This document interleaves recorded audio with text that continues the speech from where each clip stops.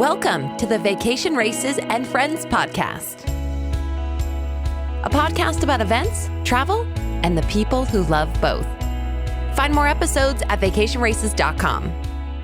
Welcome back to the Vacation Races and Friends podcast. I am the Vacation Races announcer, Colleen, and I'm in studio with Anna, the race director for the Rocky Mountain Half Marathon that is coming up, and we are excited. Anna, I can't wait to get back up into the Rocky Mountains because it is too hot here in southern Utah where we are recording. Yes, I'm excited too. I'm excited to be in the mountains. I'm excited to see the wildlife there, to escape the heat of southern Utah. Oh my gosh. All of the above. Yeah, for sure. All of the above. It's going to be great.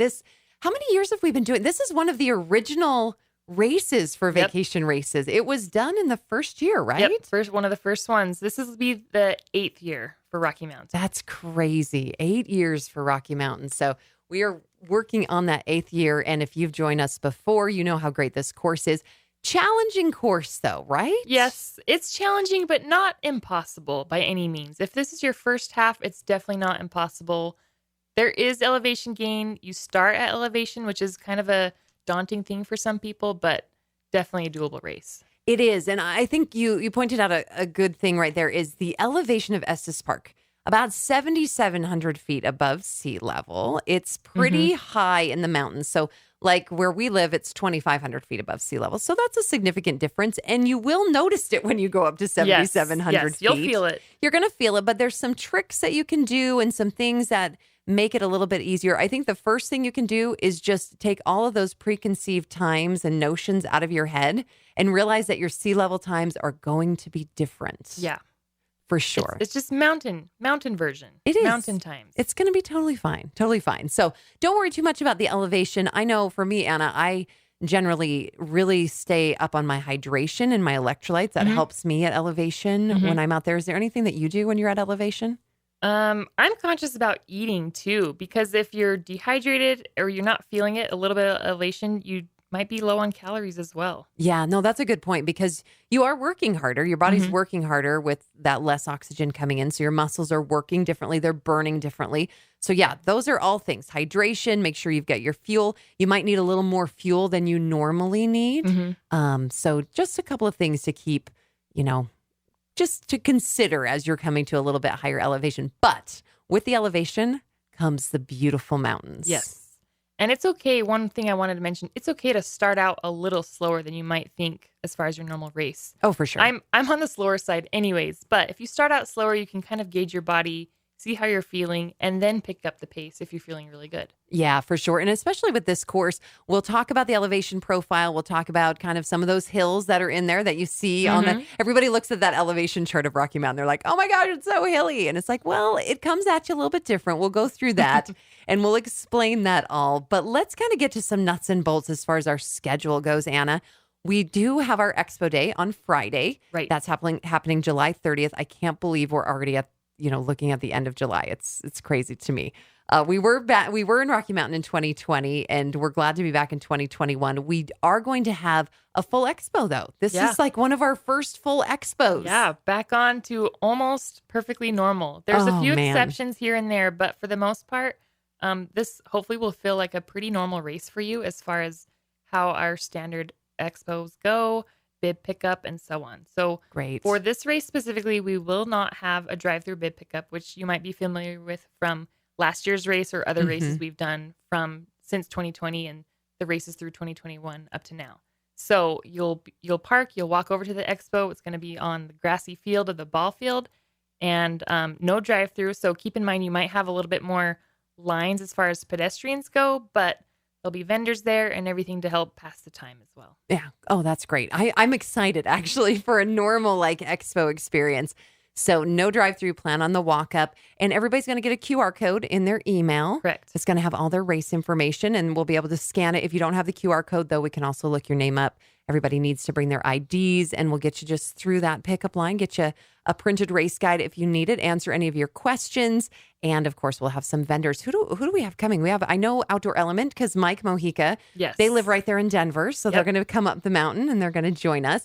We got Nature's Sunshine, I'm excited to see them. They are our supplement and CBD sponsor. And we haven't had them at an expo we had them on our virtual expo, so it'll be nice to have them with us. Boost Oxygen, they are from there. Elle is from there in, she lives right there in Estes Park, I believe. Or maybe she's someplace up high in the mountains nearby, of Colorado. though. Yeah, she's nearby. So Boost Oxygen will be up there. And then Rumple, these blankets, they are so nice. Yes, we've got special commemorative national park Rumple blankets, as well as their I don't want to say regular series because they're well beyond regular, but they've got all sorts of different styles. Yeah, so you can watch for them at the expo. So it'll be fun to do a little shopping. Of course, race merchandise. Megan's going to have her race merchandise all set up, and we'll be selling all sorts of stuff out of that. So you'll look for some new designs, take some swag home with you. So it'll be good. So Race Expo Day, pretty normal. Mm-hmm. I love it. Yeah. Nerding out on data, perfecting the optimal training and nutrition plan, aiming for progression in PRs. Sound like you? Well, Gnarly Nutrition can relate. Featuring a full line of honest sports nutrition products, Gnarly provides the best nutrition possible for all types of mountain athletes. Because they offer great tasting and reputable products, Vacation Races trust Gnarly to be the on-course hydration sponsor. With the low-calorie, high-electrolyte Gnarly Hydrate for shorter races and the calorie, electrolyte, and amino acid-filled Gnarly Fuel 2.0 for longer races. Gnarly is here, taking the bonking out of your big day. Use code VACATION15 during checkout at GoGnarly.com for 15% off.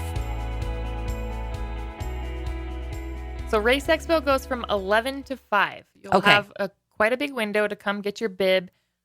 Keep in mind, if you've signed up for the Elk Double, you will pick up your Elk Double swag there at the expo too. So you'll get your bib at the bib tent, and then you'll walk over to the separate tent. You can either get your race shirt and hide your pouch before or after, but we'll have a separate tent there with signage marked to get your swag item that you've selected when you registered.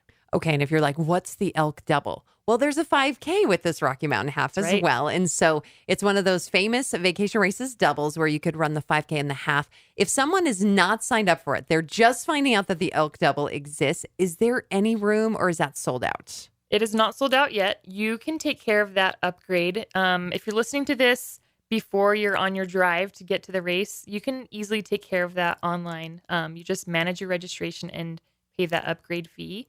There's a little fee involved. It's basically the price of a half and the 5K with an added fee because you're getting extra swag item and an extra finisher medal. So it's pretty special, and we want to make sure it's, we take care of you. So that's great. If you show up to the race and there's still open spots for the Elk Double, you want to take care of it right there at the expo, we should be able to help you out there as well. Great. And I always call the 5K medals the baby medals. They're like normal size medals because our half marathon medals are so big, but I love them because they are so cute. They are just this perfect size. So the 5K medals are awesome. We do have a 5K on Friday night. And if you want to run that, registration is still available. We can upgrade you to the Elk Double if you want to do the half and double up and do the 5K as well. But 11 a.m., that's when the expo is going to start. So should people show up at 10:30, Anna? Please do not. Actually, unless you're wanting to help out, but you will not be able to pick up your bib beforehand. There's a few things we need to take care of, and so please don't show up trying to get your bib early. That's why we give you nice long hours of the day to come and get it. Even consider coming a little later than 11 because there is quite a crowd that will come right when we open bib pickup. Nothing wrong with that, because if you want to get into the park or you have other plans of hikes and things to do, totally fine. But just keep in mind that a good amount of the crowd does show up right when we open, and then it slows down. So consider, delaying your lunch or having your lunch and then coming to get your bib. So I like that idea. Plan your day accordingly. Yeah, so like 1 o'clock, 1 to 3 is a great time. We'd love to see you then. We would. And a lot of people are like, well, I'm doing the 5K that evening, and the 5K, starts at 6 o'clock. I'll just show up at 5:30 and I'll get my bib. That's also a no. That's probably not going to be in your best interest. We're actually trying to cut off our bib pickup right at 5, just so that we make sure that we can get everything moved over for the 5K to start. We can get things cleaned up on the expo side of things and get the race underway. That way it's less stressful for you. You're not trying to rush to find parking and then where do I go to get my bib? Okay, now I have my bib. Where do I go for the start? If you come before all that, then we can answer all the questions you might have leading up to that panic moment of 5:30. Okay, so 5 o'clock is when the expo ends. Correct. You can't pick up a bib after that. So just know 11 to 5. That's your window right there.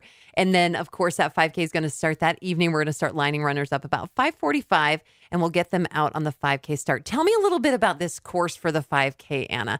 I love it. I think it's great. So I was just in Estes Park just about a month ago. Had to meet a few people there just to make sure everything's ready to go for this event. And I didn't run the 5K course, but I walked it. And that was actually my first time doing that full course. And I thought, man, this is an awesome 5K. It is beautiful. Sometimes 5Ks can be a little basic, or just, you're running down the neighborhood of right. A back street of a road or something. Right. So this is a great 5K. You're essentially circling the entire Lake Estes. Yeah. You're going to start along this path. You're going to run around the dam and this nature preserve area before you get back to the lake shore. And then for the rest of it, you're along the shore. You're cutting between this golf course on this bridge as the waterway leads into the lake. Almost 100% guarantee you might see some elk just lounging on the golf course. I saw 20 plus elk that day I was walking, and they're just so casual. So I hope you'll get to see some wildlife for sure. Hopefully on the half, but for sure on the 5K. Yeah, it's really great. So you just kind of circumnavigate all of Lake Estes, and you can see people paddleboarding and fishing out there. And it really is a great little recreation lake. And that's the backdrop of our finish line as well. Right. So it really is beautiful. So the 5K is going to be great. Starts at 6 o'clock. The one thing to remember on the 5K is the start line. It has a little walk to the start line. Right. So just kind of mentally be prepared for that. What does that kind of look like? So what we're going to do is we're going to stage this 5K start. As mentioned, it's along this path at the south shore of the lake. However, in order to get to that path, you're actually walking underneath the main highway, which is St. Vrain Avenue / Highway 36. So we're going to gather on the south side of that and then walk you into that tunnel underneath the highway, and you're going to hang a right to get on this path. So keep in mind, in order for the 5K distance to come out correctly, if we could name this the Rocky Mountain 6K, it would be golden. However, it would be. 5K is what the name of the game is. And so you're going to have to actually walk just shy of a 3/4 of a mile to get to the start. Okay. Let's say warm up. Let's say you're going to have a warm up. It's a walk. One thing I will say is I'm always helping at the start line in years past. Do not feel stressed to hustle over to the start line. Right. Take your time to walk over there. You're going to see people ahead of you kind of running to get to the start. Just remember, your time won't start until you cross the starting line mat. Yeah. So don't be stressed. Just take the walk over there, enjoy the lake views, and then you'll be ready for your 5K. 5Ks go quick, so no need to rush it. We're giving you a little extra, a little bonus for your efforts. So think of it as time to get acclimated. It's true. It's true. You kind of need some time to warm those lungs up. So it'll be good. 5K. Again, 3.1 miles. We got a beautiful finish line. Are we doing an award ceremony for the 5K? Yes, we will. Oh, that's my gosh. Another thing of normalcy that we are bringing back, to you. Anna.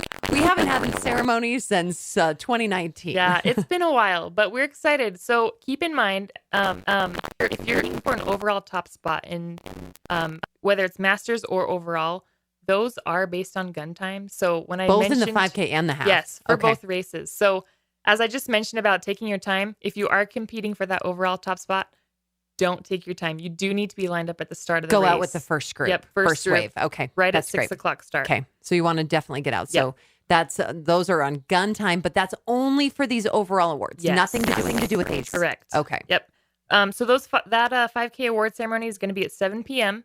and it's just toward the lake, just exiting the finish line chute. So we'll be staged out there. You'll know exactly where to be for that 5K award ceremony. You won't be able to miss it. I will be so excited that we're actually calling an award ceremony. Everybody, come to the shore.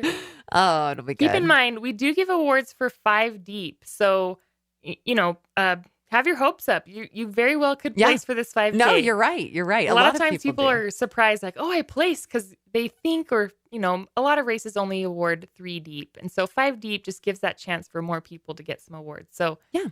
Try hard and good go stuff. for that. Good stuff. I love it. So that's the 5K. That's Expo Day. That's Friday. Now we transition into our half marathon and starting to talk about our half marathon. Everything's pretty much the same. Bib pickup, you've got 11 to 5 on Friday if you're just coming to do the half. And then that morning, when you're coming to the parking area. What's parking going to look like? How do we park for the half marathon? What's that going to be like? So there's quite a bit of parking in a close proximity to the race start line. We've got a few different lots within walking distance that you're going to be able to park at. So what we're going to ask you to do is, as you're in Estes Park, you're going to turn down Manford Avenue. And this is all south of the lake. It's near Stanley Ball Fields that we were meeting at just the day before the expo. You're going to go down Manford Avenue, and we will have volunteers and workers helping direct you to various parking lots. We're basically going to sort you through to get people parked as quick as efficiently as possible. But there's 3 main parking areas that you're going to be directed to. One is the ball fields, which is the closest, which is probably where you would have parked the day before when you were picking up your bib. Okay. That's the closest. If you're there first, that's where you'll park. And then there are 2 other areas, which is the fairground parking lot, which is even before that, but just a little bit of a walk over to the start, maybe a quarter mile is all. Yeah, not too far. And then also the high school. So we're utilizing Estes Park High School and a few satellite lots just across the street from it. So it's near tennis courts and this observatory.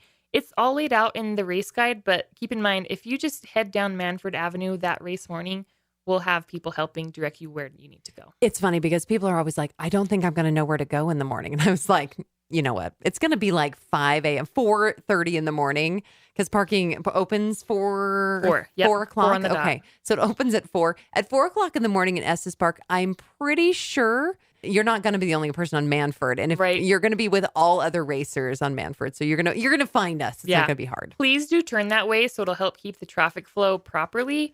If you turn out another way, we might just, you're coming from behind, so we might not be able to direct you as best. So if we all channel through that way, as much of a traffic jam as it might sound, it actually is going to be more efficient that way. Yeah, we don't want you particularly coming towards the ball fields off of the main highway or anything like that, because we really discourage that because that is really hard for us to have runners getting ready and everybody staging and also dealing with traffic. So Manford is your way to go as far as that goes. Volunteers are going to be there. Everybody's going to help you out. It's going to be easy in the morning.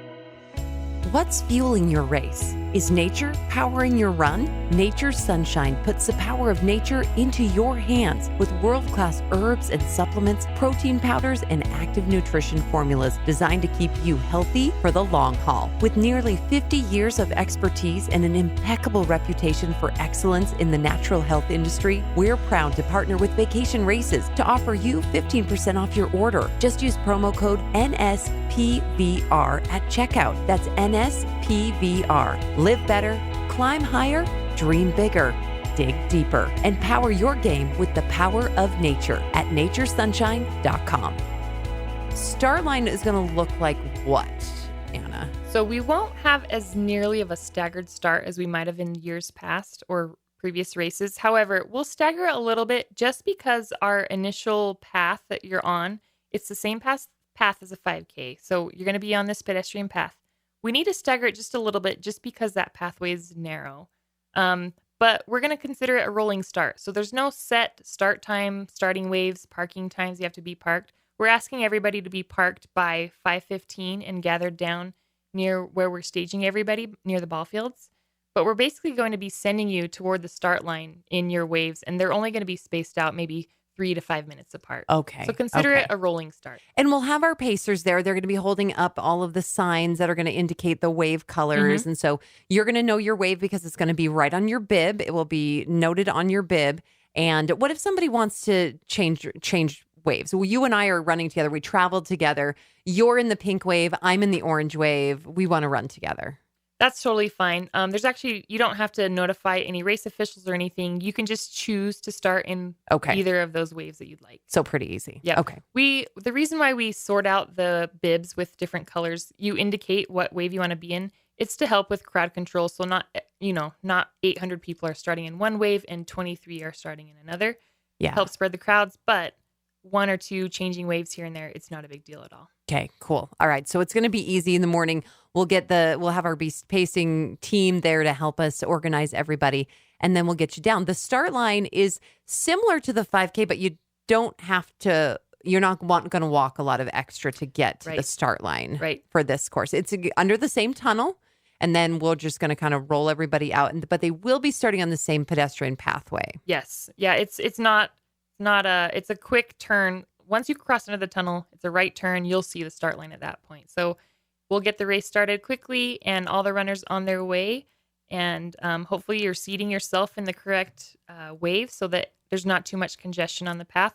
Again, we'll space you out a little bit, but that's just for your own enjoyment, really. Yeah, and it is a pedestrian path, a traditional pedestrian path. So I think we need to kind of understand that when we're running on it, that it can be a little narrow. We don't want people to go 6 abreast because there could be other people. Yeah. It's an open trail. Yeah, members of the community very well could be on that path. So keep that in mind. Be courteous to them because they might not realize that a race is happening. We do our best to let them know, but we want them to enjoy their Saturday morning on that path. They're like, what is happening this morning? Why are there so many people out here? That's funny. I was looking up at the temperatures that are going on right now in Estes Park. I mean, we're a little ways out as we're recording this, but I'm just looking at the low temperatures to kind of tell you what they are.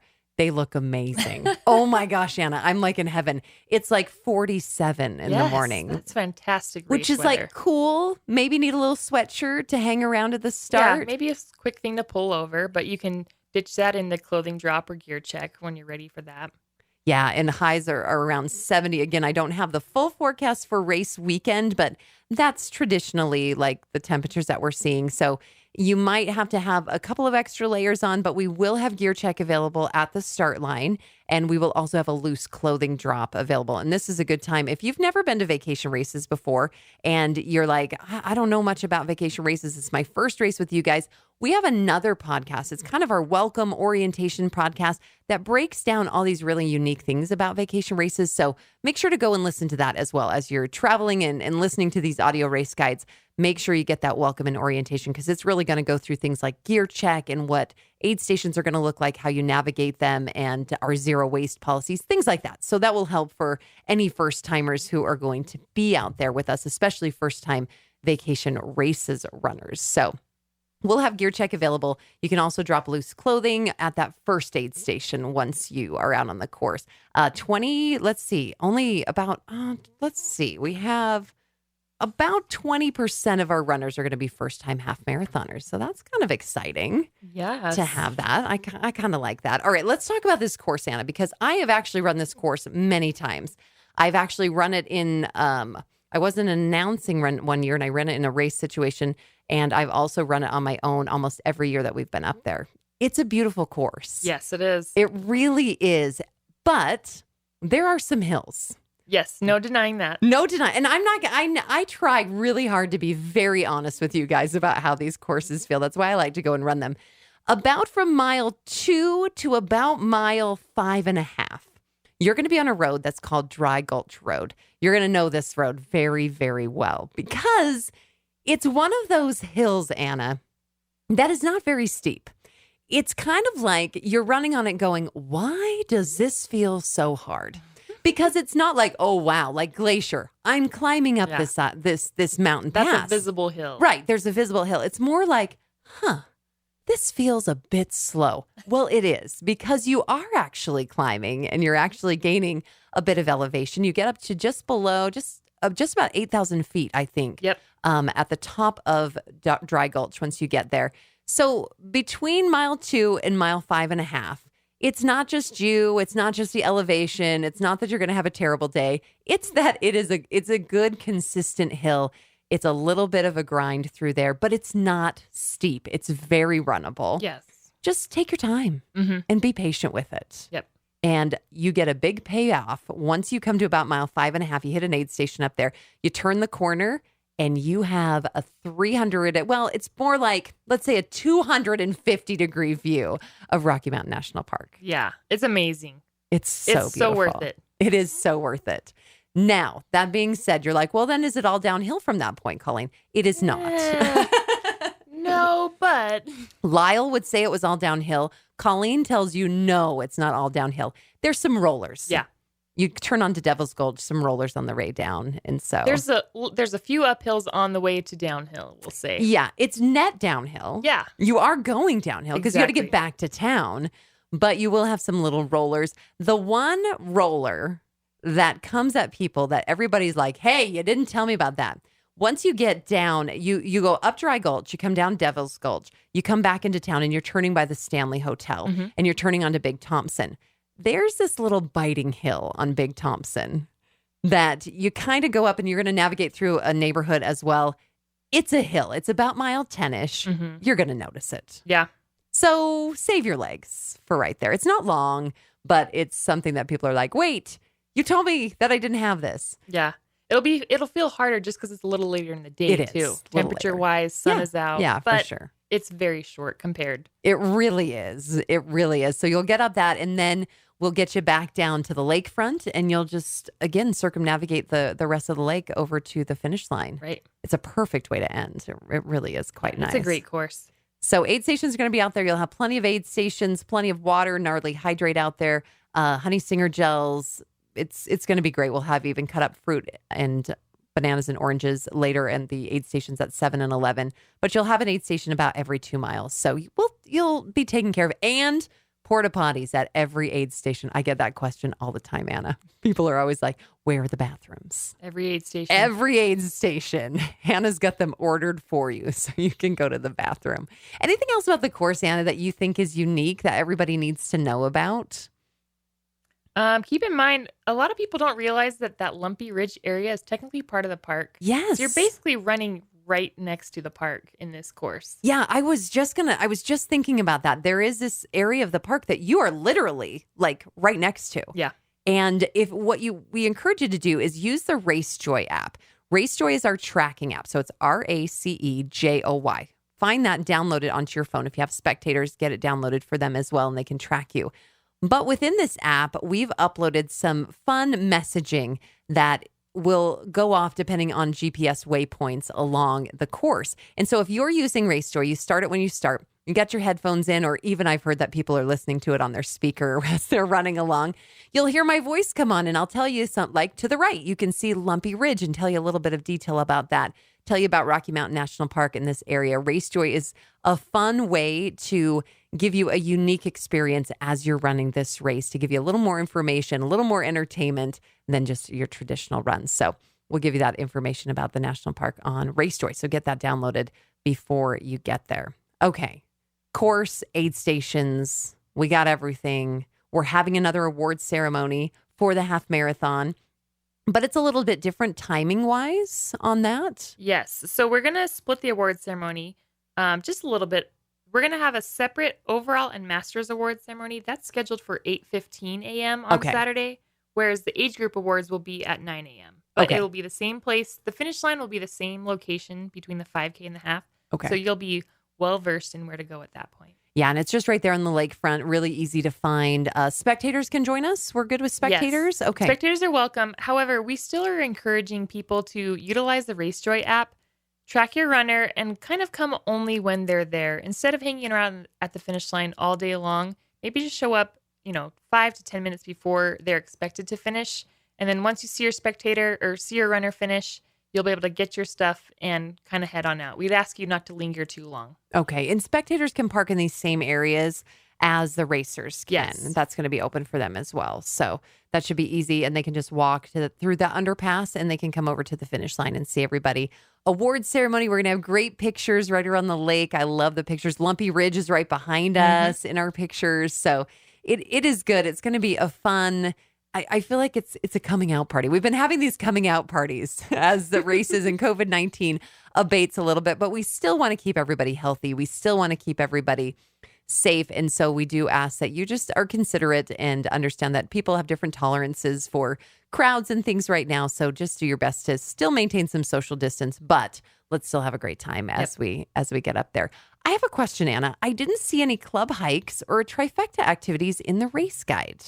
So, as you know, if you're familiar with our races, we've been trying to phase out the club hikes and trifectas in general because we've announced and launched this new experience called the Explorer Club. Okay. Well, this race, starting at Rocky Mountain, we are no longer going to be trying to do this hybrid of both. It's strictly the Explorer Club. And we've are you saying there's no hikes to do? Or there's definitely hikes to do. Okay. In fact, the Explorer Club kind of encompasses everything more. So what it is we give you it's a scavenger hunt. It's a checklist, so to speak. So we give you activity ideas, hiking ideas, historical things, opportunity to kind of give back or provide some stewardship to the local areas, even some restaurants, some guides and things to do. So instead of just some hikes where we only give you maybe 2 or 3 ideas, we give you a whole gamut of activities, whether you have just a few hours to do things or, 2 extra days beyond the race. And we also realize that not everybody has the time to go into the park fully, or you've got other plans. And so this isn't only park centric. It's, the surrounding area. It's Estes Park. It's things to do nearby too. Okay, great. And we earn some extra swag for that, right? Yes, you do. Okay, because you know that we love our swag, Anna. Right. All you right. can earn this really cool. It's a wooden engraved or embossed badge that says the Rocky Mountains Explorer Club, and you'll be able to collect all of these for all the races. We have different Explorer Club activities for every single vacation race. Awesome. Okay, so that's the Spark Challenges app. Spark, singular, Challenges, plural, app. So you've got two apps to download, Race Joy and Spark Challenges app, and that's where you're going to find all those hikes and suggestions. Anna, have you hiked much in this area of Rocky Mountain? I have not, actually. I've done a few of the smaller hikes. I went and did Gem Lake when I was in Estes Park. That's on the other Lumpy day. Ridge site. Yeah, so that was actually really cool. I enjoyed that one. I've hiked Bear Lake area, and I've gone up to Trail Ridge Road, but not any 14ers in the park, anything like that. I know you have, Colleen, but I'm not the hiker. I mean, I love hiking. I just haven't gotten to Rocky Mountain trails we tend to be working a lot that weekend, but yeah, there are some great hikes up there. Of course, the highest peak is Long's Peak, and that's actually one of the. It's a tougher 14er. It's not. There's some easy 14ers in Colorado, and Long's Peak is not known as being easy because it does have weather that comes in. We actually were up on that side of the mountain one time. It was back in 2018, I think. We went up to do Chasm Lake, which used to be, I'm sure it's on the Explorer Club. Yeah. It sits at about almost 13,000 feet above sea level. Long's Peak sits at 14. So it sits directly under Long's Peak. So you see the sheer wall of that giant 14er, and Chasm Lake is right underneath it. And you climb up and out. It's absolutely gorgeous. It was about, I want to say about 9 miles round trip. But let me tell you, a storm rolled in. It was blue skies, not a cloud. There might have been like 2 small little like cotton ball clouds. All of the sudden, I don't know what happened up there at that elevation. The clouds closed in and the world just fell apart. It was crazy. I don't know if you've ever experienced a storm at elevation like that, but it gets pretty intense. So yes, that's the nature of Rocky Mountain. I actually am planning to do a 14er after the event, not within the bounds of the park, but we've got an early morning start because the storms are like clockwork there. Yeah, they really are. We might even have a little bit of scattered showers for the 5K. That's just the nature of how the storms roll in. Yeah, they do. And you don't even notice them coming. Yeah. And then all of a sudden you're like, where did all that lightning come from? Exactly. So you do need to be safe and just know when you're going up in those higher elevations. Trail Ridge Road, so cool. Highest elevation continuous paved road in the United States. And so you can drive up to 12,000 feet on that road. It's crazy. So if you want to experience some high elevation, you can do it easily on Trail Ridge Road. But there's a procedure to get in the park. With COVID-19, They kind of made some new things. Can you walk us through how to actually access the park this year? Yes. So just like many national parks, especially on the west coast, west side of the Rockies, parks are quite busy, as you might know. So Rocky Mountain National Park has implemented this ticketed entry permit system. You'll need to go onto their website. There's a link to it. There's also a link to it from our own website and in the race guide to get to recreation.gov's specific page. You will need to reserve a time. I think there's a window of an hour you have to enter into the park. And is it Beaver Meadow? Is that the name of that one? It's most popular race, the gate entry from Estes Park. Oh yeah, not on the Bear Lake side. On the other Bear Lake and Beaver Meadow. I think it's one of the same. That's on the south side. Right. Yeah, that's on the south side. The north side is the Old Fall River side. So keep in mind they have a separation on which one you want to go through. Either one will need a ticketed entry. So keep in mind when you're making your plans. So you'll go to the website and reserve your entry. They might fill up in a day, but then the next day it should open up. I want to say 8 a.m. Okay. Check the website on those details, but You will need to have that in order to enter into the park. You'll show that as well as showing your park pass or paying your park pass entry fee, whichever works for you. And that is the only way you'll be allowed into the park's gates. Okay, so just know that. Do it now. While you're listening to this, just take care of it. Recreation.gov, get on there. Just get your timed entries so you're signed up for that, so you know exactly what time you can go in and make your plans that way.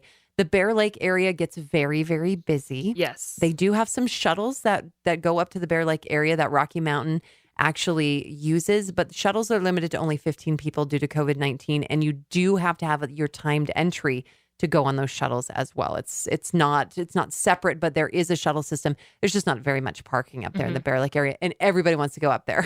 Yes. Because it is kind of the gateway to a whole bunch of other things. Exactly. So keep that in mind. There are also some town shuttles within Estes Park that are running as well.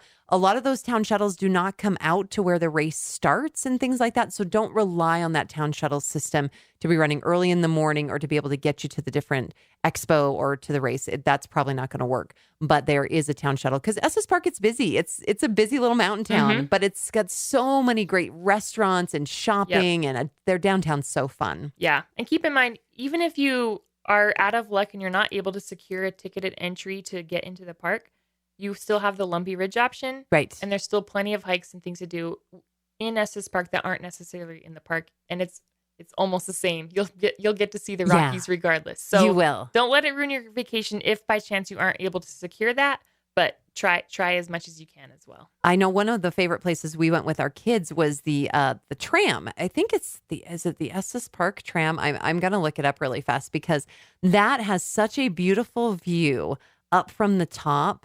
It's the Estes Park Aerial Tramway. It is running. I saw that just last month. And it goes up to a high point above Estes Park, and you see Longs Peak, you see all the high peaks up in Rocky Mountain. So that's really fun to go up there. You can hike up there if you want to, or you can take the tram up. We took our kids up, and that was really fun. One thing I love about Estes Park in downtown is the Big Thompson River kind of flows through the park, and they have this flows through the city, and they have it just among where you can sit and meanders eat. around the shops and the eating areas. Oh, it's so much fun. I really down love there. that. Yeah, it's a really walkable little city. Really, really fun down there. So if you're bringing family and friends, they're going to enjoy it as well.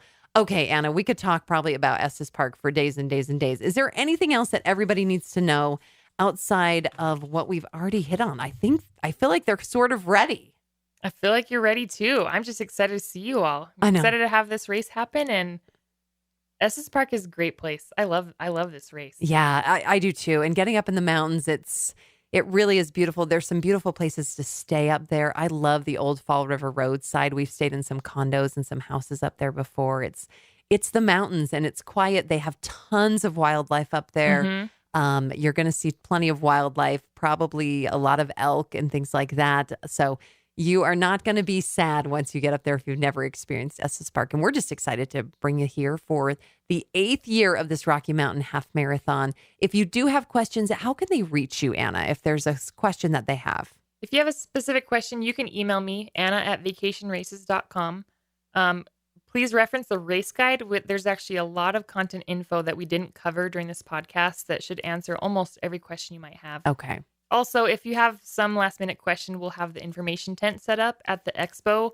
Most likely Colleen and myself will be hanging out in that tent, and they're ready to answer your questions. We can answer just about any question about this course for sure, because it's definitely a favorite of ours. So we look forward to seeing you guys in Colorado up in that Rocky Mountain air. It's going to be good stuff. If you do need anything, as always, reach out to us, and we just look forward to seeing you, racing with you. And if you're just listening to this because you thought it was entertaining and fun, awesome. Come run with us because we'd love to have you at another race. Thank you guys for listening, and we will see you soon. You've been listening to the Vacation Races and Friends podcast. We'd love your feedback. Email podcast@vacationraces.com with comments, concerns, or stories you'd love to share. Make sure to watch for more episodes coming soon to vacationraces.com. This episode was produced by Colleen Rue in the Festival Sound Studio. For information about music licensing, contact Dane at vacationraces.com.